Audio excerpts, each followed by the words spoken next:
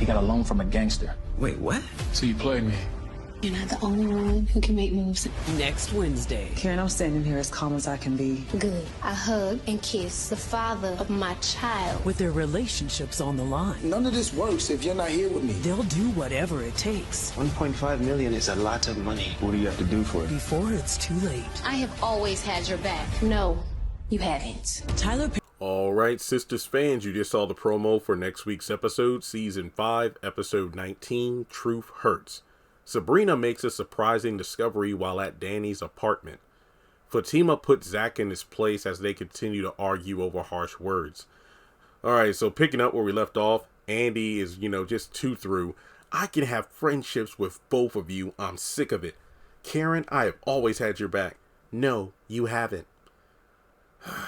Why did she even try to be friends with Karen at this point? Really, there's really no point. So then Fatima chimes in, Karen, I'm standing here as calm as I can be. And then Karen has the gall to say, good, because I hugged and kissed the father of my child. I don't know about y'all, and I'm not condoning violence, I'm not trying to, but at this point, I would love for Karen to just get her ass whooped one time. Just once. Will that ass whooping be what is needed for her to open her eyes? Yes, I know she's pregnant, but still, it's like, she's not going to be pregnant forever. That's all I'm saying. And all it would take is one phone call to Madam. I'm not saying Fatima couldn't do it herself, but I just feel like there's just way too much leniency here. Keep in mind, what if it's discovered that prior to having the child, that she lied about Zach being the father and it's actually Aaron's, yet she's still pulling all these shenanigans? I feel like that's an instant kill right off right there. But hey, so later on, we have Fatima back at the house. So I'm guessing that after Karen comes over, the exchange of words happens, Fatima might end up leaving because we do see her back at Zach's place. Yeah, I'm going to say Zach's house because she just walked away. So she's going to find herself back at Zach's place and she's wearing the same outfit. And this man is just pleading and it just disgusts me. I'm sorry, I was mad, okay? Yeah, but that doesn't mean you have a reason to talk to me like that, Zach. So we're not going to address the way that Fatima came at Zach. So we're not doing that. She twisted and contorted his words to her before she left in a huff. He's talking about my house and whatnot. Well, you were acting like it was your house, saying that he's going to sleep on the couch instead of the bed. Get the hell out of here, Fatima. So then the next morning, I guess Fatima, is, in a different, set of clothing, probably going out to work and then get her apartment back. But then Zach goes, none of this works if you're not here with me. And I'm thinking, but are you sure about Zach? Are you sure about that, Zach? When you really think about it, are you really being serious right now? You and Bryce starting Rise Ventures had nothing to do with Fatima. You investing in the stock market had nothing to do with Fatima. You've relied on a woman for so long that you forget your own accomplishments. And I'm not saying these two don't have feelings for each other and there wouldn't be a void if Fatima was gone. But it kind of reminds me of Preston when it came to dating other women. Danny, when I was out with these other women, it was just so easy to talk to them, get to know them. It wasn't a fight every step of the way. Why is it so hard with you? I feel like the same could be true with Fatima. If she's gone, sure, Zach might be going out with all these various women, but if he's smart about it, he hopefully won't end up with more baby mamas.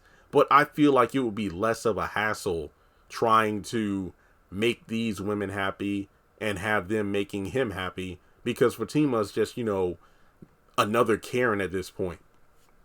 And I don't care what you say, that's exactly what's going on.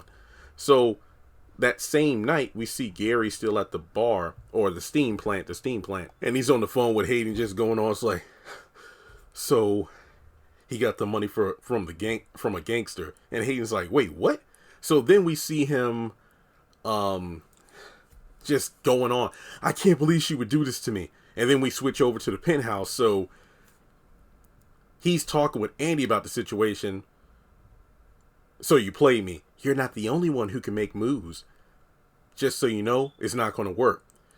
Why is it that this whole thing is so important to you, Gary? I don't want him around you. Really? Are we really doing this? So, I guess switching over to the next morning, we got Sabrina doing one of the weirdest things I've ever seen. She's at Danny's place. And remember, in one of my synopsis breakdowns for episode like 19 or 20 or something, I said, Sabrina makes a shocking discovery at Danny's apartment. One, it's probably Q related. And two, she's probably going by before Danny goes to work, considering Sabrina doesn't have a job right now anyway. This woman sniffs Danny's covers, and you could just look at Danny's face like, what the hell are you doing? And then she goes, what's that smell? Or, who is that? And I'm just like, who does this? And from there, we get another scene, which I'm guessing happens later that night or something. And Bio comes over. It looks like they're dressed for a date or something. And Bio goes, 1.5 million is a lot of money. And then Calvin goes, what do you have to do for it? First of all, Calvin, shut up. Shut up. You can't get 1.5 million. Secondly, I really hope he doesn't give her the money. Like, go out with me and I'll give you the money. Hell, if he goes marry me and I'll give you the money, that's just wild. But we do see Calvin on the phone and he's like, I don't want to get your hopes up or anything. But Maurice goes, wait, all I can do in jail is wait, Calvin. And then the last thing to talk about here is we get a non-verbal scene of Preston driving that damn truck and he's talking with Danny. I'm going to assume that instead of coming back to talk with Danny, he's already back in Texas, because the only time we've seen that back green screen with Preston whenever he's calling Danny, he's in Texas. So I'm guessing at this point he is saying, I'm on my way to go see Mindy and propose, because you see her emotional over the phone and I don't feel anything, because you literally had a whole moment and slept with Q the night before. Why Preston even sees her as wife material is beyond me. But regardless, that's the trailer for next week. Truth hurts. I don't know. Hopefully this isn't another negative episode, but this definitely feels like it's going to be a negative episode. Let me know your thoughts in the comment section below. Like and subscribe, and I'll catch you in the next one.